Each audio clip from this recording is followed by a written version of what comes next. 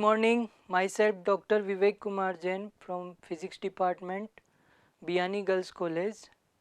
I welcome you all on the behalf of Guru KPO channel, and I am here to present the topic resolving power of diffraction grating. In last lecture we discussed about the resolving power. What is the resolving power? Resolving power is the ability of any optical instrument to distinguish two nearby object separately, okay, and the minimum distance and the minimum angle between the two nearby object which can be separately distinguished, so which is the resolution limit, and resolving power is the inversely proportional of the resolving limit. Okay, so here we find the resolving power of diffraction grating. यहाँ पर diffraction grating क्या होता है उसको discuss करेंगे पहले. Diffraction grating जो होता है वो एक एन स्लिट होता है जिसमें कंटिन्यूसली आपकी स्लिट और ओपेक होते हैं. जैसे आपकी कोई भी नेट होती है उसमें वर्टिकल लाइंस होती है इक्वल डिस्टेंस पर, तो वर्टिकल लाइंस जो होती है वो ओपेक की तरह बिहेव करती है और जो ट्रांसपेरेंट पार्ट होता है वो स्लिट की तरह बिहेव करता है. ठीक है, तो एक पर्टिकुलर डिस्टेंस पर बहुत सारी लाइंस होती है उसको अपन डिफ्रेक्शन ग्रेटिंग बोल सकते हैं. ठीक है, तो डिफ्रेक्शन ग्रेटिंग पर जब लाइट इंसिडेंट होती है तो वो आपकी वाइट लाइट जब इंसिडेंट होती है तो वो उसके कंपोनेंट्स में डिवाइडेड हो जाती है. ठीक है, जैसे विबग्योर में वो डिवाइडेड हो जाती है. इसी तरह से हमारे पास सोडियम लाइट होती है तो वो उसमें भी दो वेवलेंथ होती है. एक होती है 5890 आर्मस्ट्रॉन्ग, दूसरी होती है 5896 आर्मस्ट्रॉन्ग. ठीक है, तो वो जो सेपरेशन है दो वेवलेंथ के बीच में उसको हम डी लैम्बडा बोल सकते हैं. तो डिफ्रेक्शन ग्रेटिंग की हेल्प से हम क्या कर सकते हैं, दो जो वेवलेंथ है उनको सेपरेट आउट कर सकते हैं. ठीक है, now these two wavelengths are will be separately distinguished or not distinguished. So the according to Rayleigh criteria, if the principal maxima of the wavelength second order, okay, and the minima first minima of the second wavelength then coincide, then two wavelengths are the separately. Now if the lambda is 5890 Armstrong and lambda plus d lambda is 5896 Armstrong, then d lambda is the 6 Armstrong for sodium light. Okay, सो अगर उसको separate करना है diffraction grating की help से तो यहाँ पर अपन देख रहे हैं उसका क्या होगा. तो यहाँ पर एक थीटा एंगल पर हमारा जो है लैम्डा वेवलेंथ का जो है प्रिंसिपल मैक्सिमा बन रहा है और उसी का फर्स्ट मिनिमा जो है वो theta plus D theta angle पर बन रहा है. ठीक है, इसी तरीके से जो सेकंड वेवलेंथ है हमारी लैम्डा प्लस डी लैम्डा, उसका जो प्रिंसिपल मैक्सिमा बन रहा है वो थीटा प्लस डी थीटा पर बन रहा है. तो theta plus D theta angle पर दोनों हमारे क्या हो रहे हैं, ओवरलैप हो रहे हैं. ठीक है, तो अब इसका हम मैथमेटिकल एनालिसिस करते हैं और रिजोल्विंग पावर निकालते हैं. ओके, तो डिफ्रेक्शन ग्रेटिंग में जो मैक्सिमा होता है उसकी कंडीशन होती है A plus B sine theta equal to n lambda. ये हमारे पास मैक्सिमा की कंडीशन होती है. ठीक है, नाउ मैक्सिमा हमारे पास जो मिल रहा है वो lambda plus D lambda wavelength का आपका मिल रहा है और उसके लिए जो एंगल है वो theta plus D theta angle है. हमारे पास पहली कंडीशन जो मैक्सिमा की है वो क्या है, lambda plus D lambda wavelength है और एंगल जो है उसके लिए theta plus D theta angle है. ठीक है, तो यहाँ पर हमारे पास कंडीशन हो जाएगी A plus B sine theta plus D theta equal to n lambda plus D lambda. This is the equation number 1 for maxima. Now इस मैक्सिमा पर हमारे पास जो आपका वेवलेंथ लैम्डा है उसका फर्स्ट मिनिमा आपका कोइंसाइड कर रहा है. तो एंगल हमारे पास जो है फर्स्ट मिनिमा, सॉरी यहाँ पर प्रिंसिपल मैक्सिमा है, first minima of lambda at theta plus D theta. Theta plus D theta angle पर आपका जो है फर्स्ट मिनिमा बन रहा है. तो मिनिमा का जो ऑर्डर होगा वेवलेंथ का वो हमारे पास जो होगा वो कंडीशन लिख देते हैं A plus B sine theta equal to m upon n lambda. Okay.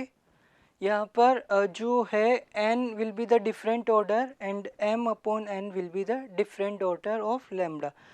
Suppose lambda wavelength की जो है मिनिमा ऑर्डर की है वो आपकी उसके ऑर्डर से डिफरेंट हो रही है। तो यहाँ पर हमारे पास दो कंडीशन हो गई है।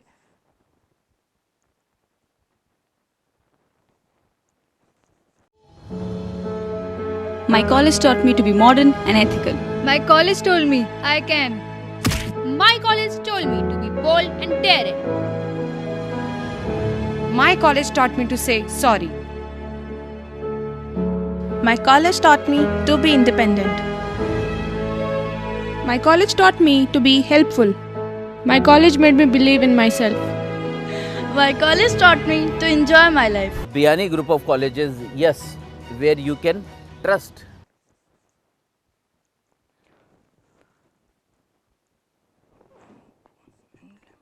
Okay.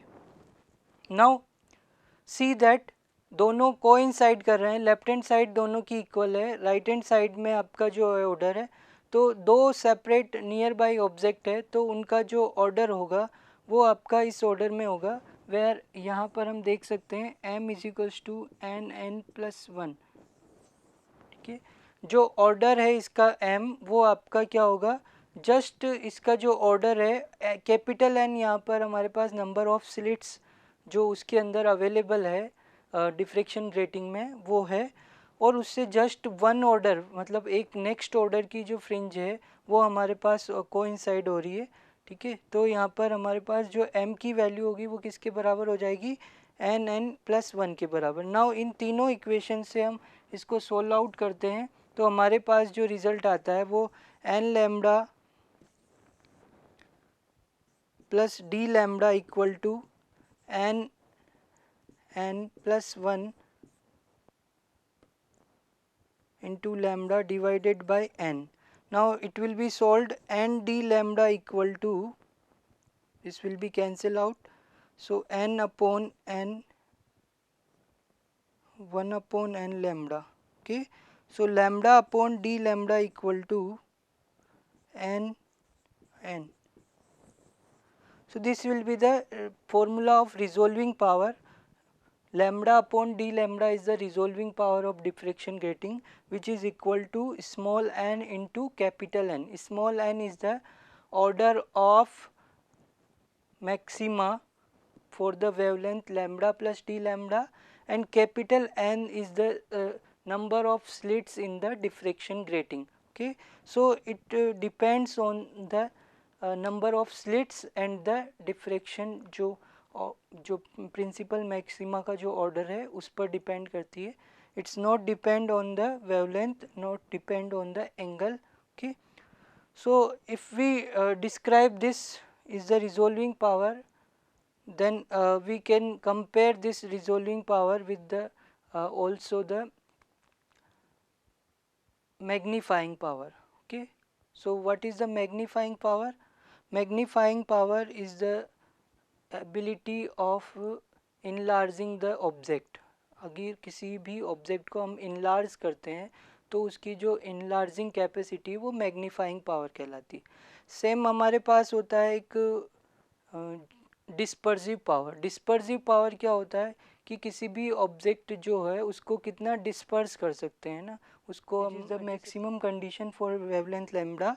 Now if we find d theta upon d lambda, so differentiate this equation with respect to lambda, which gives a plus b sin cos theta d theta upon d lambda equal to n.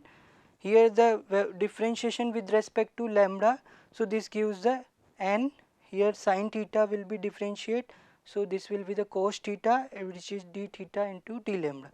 So from this equation we can find this relation d theta upon d lambda equal to n upon a plus b cos theta, which is the dispersive power of diffraction grating. If we put the value of n from the equation, this one, what is the n?